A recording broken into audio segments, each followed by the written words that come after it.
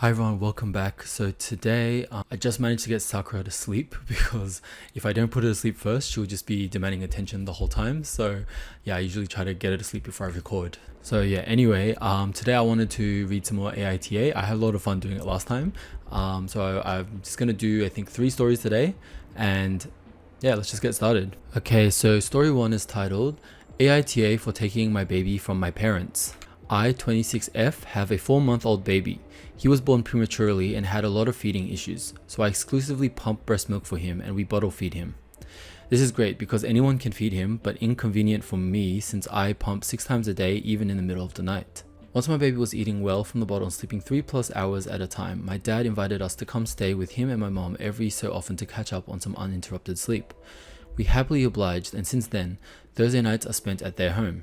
My dad has historically done amazing with my nieces and nephews, so I wholeheartedly trusted him with my baby overnight, and his house already had the facilities to keep a baby: safe sleep space, bottle warmer, changing table, etc. My mum, on the other hand, has historically been a bit neglectful to my nieces and nephews, so we have kind of universally agreed that my mom is not to watch any of our kids alone.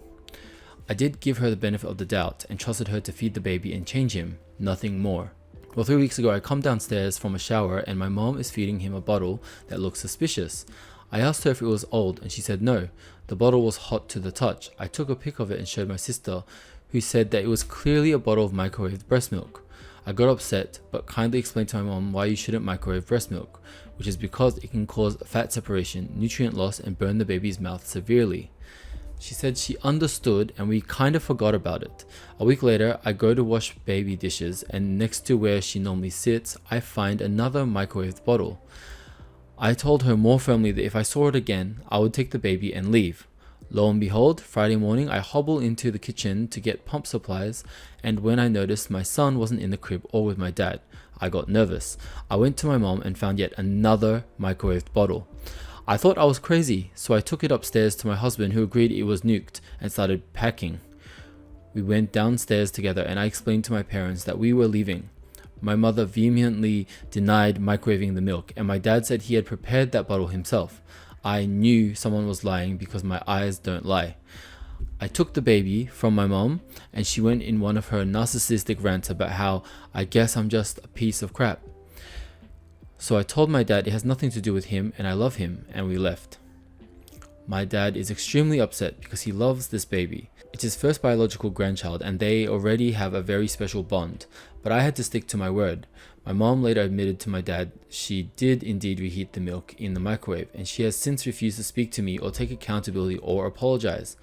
But she can call my sister crashing out and saying I'm so mean and robbing her of her grandson. Anyways, AITA here. Okay, so my first thoughts is no. Like, your mother is completely in the wrong. She's disregarding your wishes for your own child. You are the parent, you are the mother, so you get the first and final say of how you raise your child, and you have your own boundaries that you've decided on, and no one else gets a say in those boundaries. That's your decision. That's where you feel comfortable, and that's where you feel would keep your baby the safest. Your mother undermining it is showing a lack of respect for you and for your child. It's also borderline risking the health of your baby. Like, microwaving can cause the fat to separate and cause nutrient loss. That's really crucial for a baby. Like, for an adult, if that happened, it's not great, but will live. But for a baby, they need every bit of nutrients that they can get at that age. It can cause stunted growth or other developmental issues if they're lacking any kinds of nutrients. So it's actually pretty serious. But then aside from that, the fact that it's warm and it could burn their mouth, baby's skin, like everything on a baby is extremely sensitive. They're still developing. Every part of the body is still developing. They're so weak and they need we can't be testing their heat tolerance. And it just seems like it's one of those things where your mother is just considering what she thinks is best because she was a mother and she's raised children before. I feel like every generation we kind of learn new things about how to raise children, and we see stuff in our parents who raised us and we think, oh, that was not okay, the way that, the things that my parents did for me. And our parents always think that they were the ones who were in the right, and their parents were the ones who were in the wrong, and they did better than their parents. And it's always going to be like that. We're probably going to do stuff based on new research and new trends. We're going to do stuff that we feel are better than our parents. But then our children, when they have their own children, they're going to do the same thing as well. Okay, so we've got some updates. So first update, my father heated the bottle, my baby did not finish it, and my mother put it in the microwave for her to feed him the rest. My dad was completely unaware that she did that, so he is absolutely not the problem here. I've always questioned why he stays with my mom, and I think it's because they've been together for so long, he doesn't know being alone would be better for him. He has never actually defended my mom, and they don't even sleep on the same floor of the house or sit in the same room together. It baffles me, but I will not be bringing baby around if my mom is around, even if it hurts his feelings. He can find a way to meet us or hitch a ride down this way, alone, if he wants baby time. And edit number 2. My sister, who my mom called, didn't defend her. All 3 of my siblings and myself have our feelings about my mom, and we all have made the same mistakes with her and our kids. At the end of the day, even though she is a narcissist and a screw-up, she is still our mom, and we all want her to have a relationship with her grandchildren. But now, for all of us except the 1-week-old baby my other sister has, it happens at arm's length. It is partly my fault for thinking maybe the 6th grandchild will change something, but you know what they say about hindsight. Yeah, so the way I feel about this is like, I don't know, so when I was reading this about the father, like I feel like that was pretty common in like the older generation, where a lot of them just didn't believe in divorce, and a lot of people fear being alone, so they'd rather be with someone that hurts them and live miserably than being alone, because being alone is kind of like the unknown, and the unknown is scary. It sounds like OP really does care for her father, so I hope that she can organize time to spend with him, and I hope that he doesn't take this all too personally, because it sounds like he's blinded by the idea of his marriage, but he doesn't seem to realize like what's actually happening. Like they're not living like a married couple. So I hope he realizes like how horrible his wife is. With the second update, where OP says that all 3 of my siblings and myself have our feelings about my mom, and we all have made the same mistakes with her and our kids. At the end of the day, even though she is a narcissist and a screw-up, she's still our mom, and we all want her to have a relationship with her grandchildren. When I read that, I felt like this is something, I don't know, because I have a lot of experiences with my own mom who I don't have like the greatest relationship with, and I think I've also just have a very like almost like a strange relationship with family in general. And when I hear stuff like this, like, oh, that's the only mom I have, or they're my family, so I have to do that, like I just can't agree. I get where they're coming from, like, this is your family, but at the same time, if they're not treating you like family, and they're being narcissistic, they're not respecting your boundaries, just being really disrespectful to you, not treating you like family, sometimes being borderline abusive, or even just straight up abusive, I don't see why we are expected to treat them like family when they're not treating us like family, they're not acting like family. So for me, it's like, if they're gonna act like that, then I'm gonna just step away until they're ready to acknowledge. And if they don't ever decide to apologize or acknowledge where they went wrong, then they're just not gonna hear from me again. And I know this kind of thing is easier said than done, but it's one of those things where, like, if every time you speak to them, hear from them, you just spiral down into like depression or anxiety, stress, just because of their presence or what they bring when they are around you, then it might be time to assess, like, is it time to go like lower contact than you currently are? Or if you are already low contact, is it maybe time to go even less than that?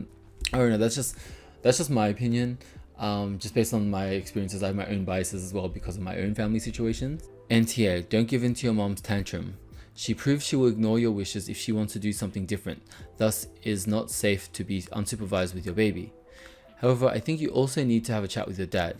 Clearly, he also thought it was acceptable to lie to your face that he made the bottle, just to protect your mom and keep the baby around. Knowing that this is not the baby's best interest, reevaluate how much you can actually trust his judgment and actions to put the baby over his own and your mother's selfish desires. Okay, so I think this was before the update. So the OP responded, No, my dad did make the bottle. My baby ate a little of it, and about 15 minutes later, he wanted more, and my mom wanted to feed him, so she decided to toss the bottle in the microwave to reheat it. My dad was totally unaware that she did that. Trust me when I say he would never allow her to lie if he didn't fully believe that she wouldn't have reheated a 20-minute-old bottle.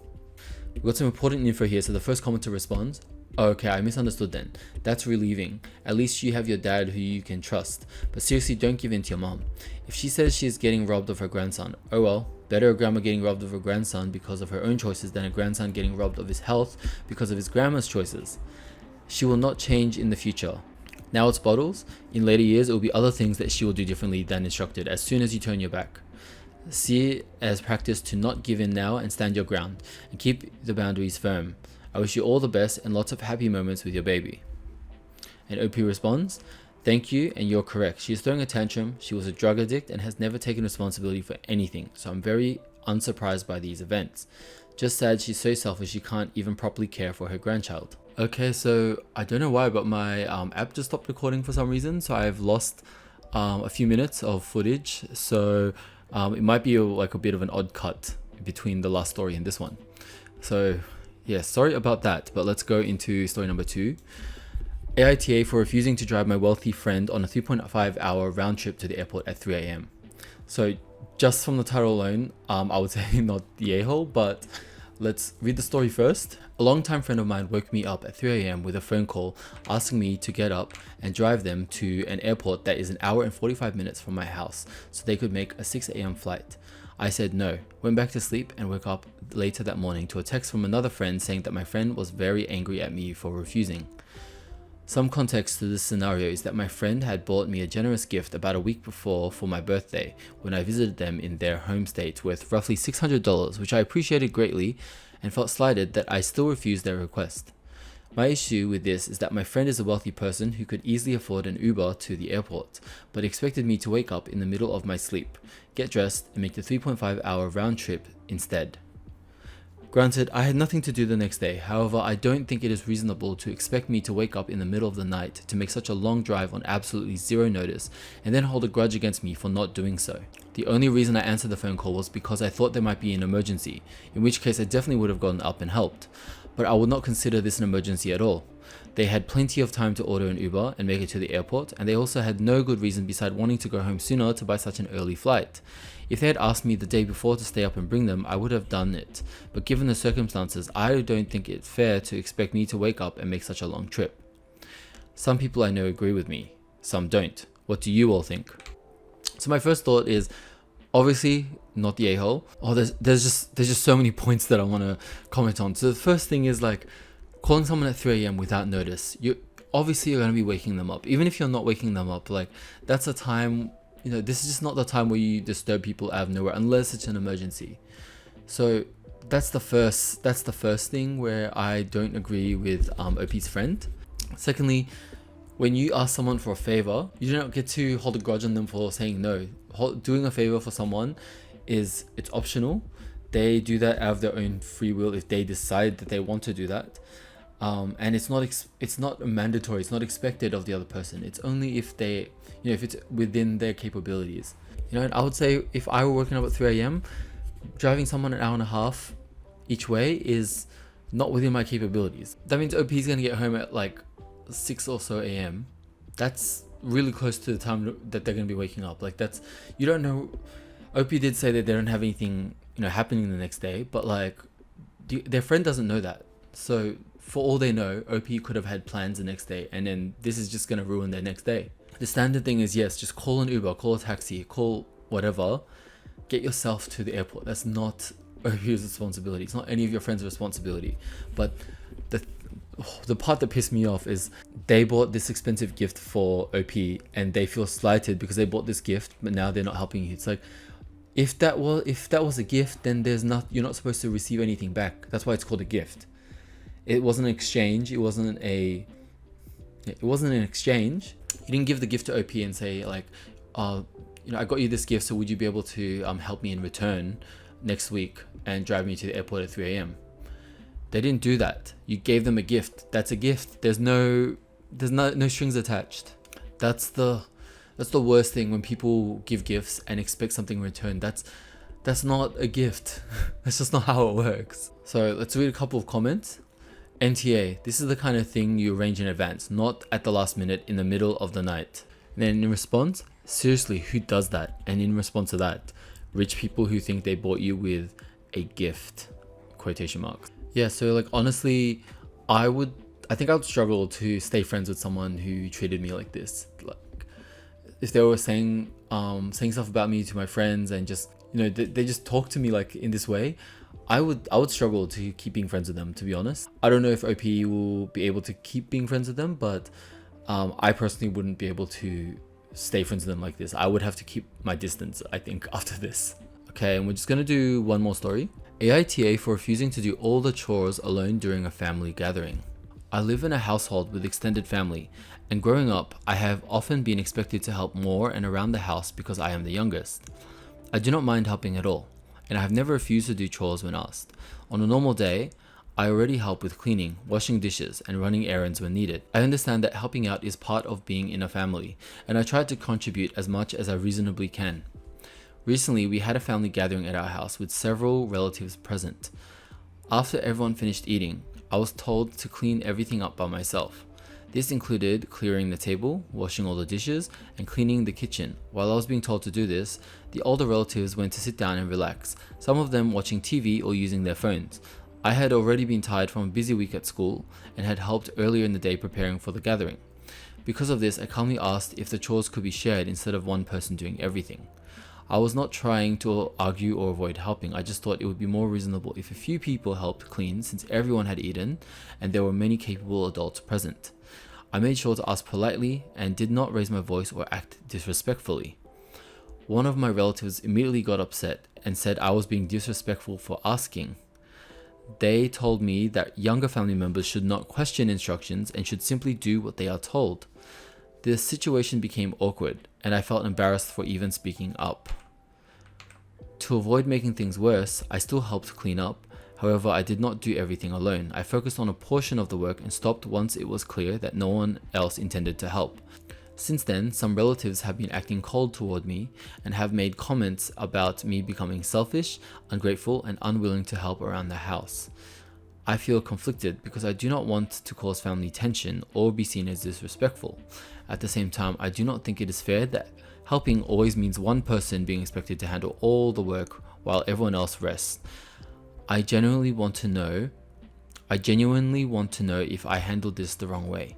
So AITA. So this story is this is ridiculous. Like you can tell from what OP says that they are quite young. Like it seems like they might be in like middle or high school kind of age. So they're definitely going to be they're most likely like a teenager. I'd hope they're not younger than that because that's even more unfair. Let's just say they're like a more reasonable age of like maybe 16, 17. That's an age where I think it's reasonable to expect someone of that age to be, you know, doing dishes, cleaning up after a meal, for example. But if this is like a large family gathering, that's just way too much. And it sounds like they're putting this on OP quite a lot. I don't think it's fair to be putting so much responsibility on OP when, you know, everyone is working together to create this mess, and then they're leaving it just for one person to clean it up. And then when they bring it up how unfair it is, you tell them that they're being disrespectful. They are the ones who are being disrespectful. Just because someone is young doesn't mean they're not worthy of respect. They are still worthy of respect. They still deserve respect. Demeaning them like that and putting this all on them, it sets a really bad example, but it also will give them a really bad like self-image. So I really don't like the way that they're treating OP. But this is also just OP's family they're just being lazy. It's so literally everyone works together, everything can be cleaned within 5 minutes. Whereas if OP does it alone, it can take like 30 minutes to an hour, depending on how many people and how much mess it was. There's no reason why they need to be leaving it for one person. Everyone will get to rest really fast, including OP, if they all just work together. Right, let's read some comments. So top comment, 1000% NTA. It pisses me off to no end when the bulk of housework is conveniently left to one person. Usually the sister and everybody else gets to relax as if they're on vacation. Okay, another comment. That was me. Well into adulthood, I was the cleanup person, never my older brother or his wife.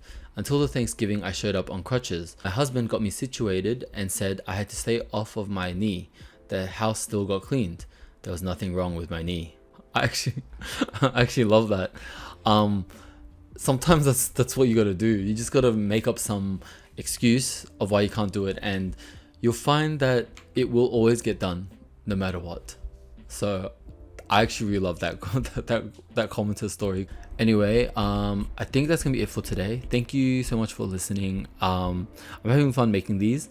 I wanna start making them more frequently. So I'm gonna try. I'm gonna try and record more and get more edited and ready to upload.